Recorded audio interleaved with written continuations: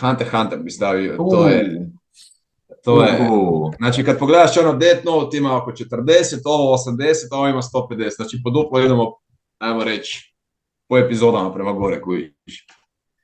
Hunter je, Isuse Bože, ono mi je možda jedan od, pa najdražih, ono, ajde, Big Free je Big Free, ali stvarno Hunter mi je tako dobra priča, Je, likovi, je, je. ono je, mislim, realno idem stetoviranog i Hisoku, i Gona, i Killua. Znači, sve ti je jasno. Znači, Gle, i ja sam fan i ja nemam tetovaže, ali da imam, vjerojatno bi se cijeli pardon, a istetovirao. na rebrima mi je Big Free stetovirano, Luffy, Mm. Zoro, Grinjo, Ichigo. Ichigo i Naruto i Sasuke. Eto, tako da, Ok.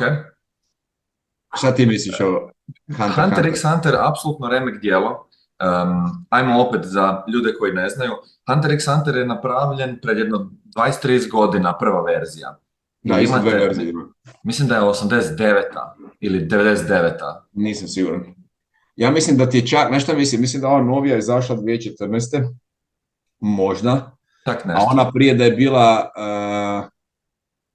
mislim da je bila 2000. ili tako nešto. Ne vjerujem da je prije toga bila. Provjeri, nisam siguran, Ja možda sam. mislim da je, ja mislim da je originalna puno starija.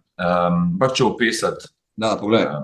Uglavnom, ta starija, priča je zapravo identična, jel? Samo što ta novija ima još jednu sagu koju ova starija nije napravila.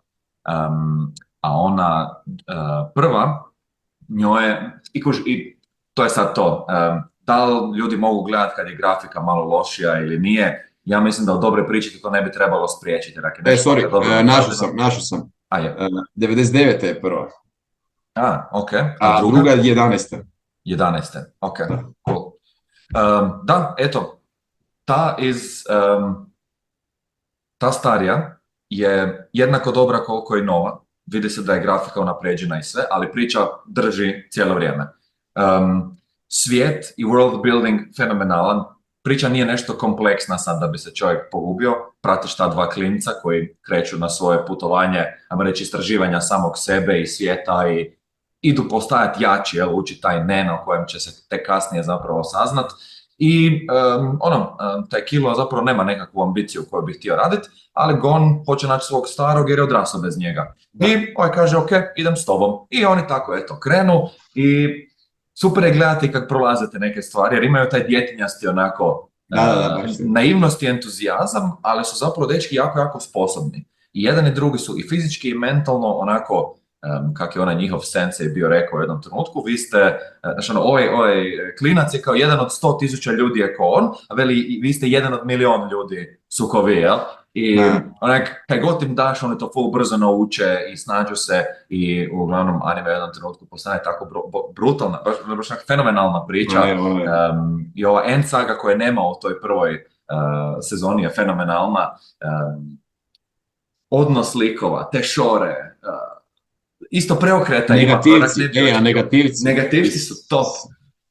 Svi su mi top. Znači, ja sam navio za negativce, znači zamisli ono, koliko je sati, ono, ne mogu biti ono, baš savršeni likovi, baš kako si rekao, smiješni, jaki, nabrijani, ono, vidiš da se trude, vidiš taj, to obožavam vidjeti, kad vidiš taj trening, kako oni prolazi kroz taj trening, da nije to samo da su ono jaki odjednom, nego ono, baš vidiš kad se muče i to.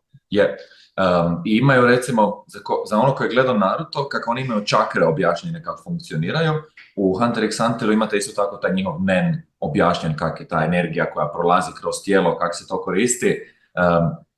Vidi se da autor ima onak smisao za detalje i da ne piše bez veze. Jako puno stvari, onak, gledate, onak, ovo je genijalno smišljeno, znači, onak, sam prolaziš kroz anime, onak, i ovo je genijalno.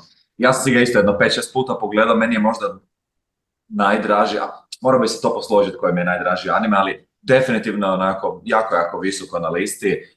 Preporučio bi ga svima, zato što nije premračan, nije dosadan. Prvih par epizoda možda, ovo što je Filip bio rekao, da trebate se malo uhodati, ono da, isto kao i u svaki anime, da vidite kakav je svijet uopće u kojem se sve nalazi, ali isplati se radi priča je fenomenalna. Znaš šta se skuže, da u tim starijim kao animeima uvijek je prve 2 epizode onako sve to djetinjasto izgleda.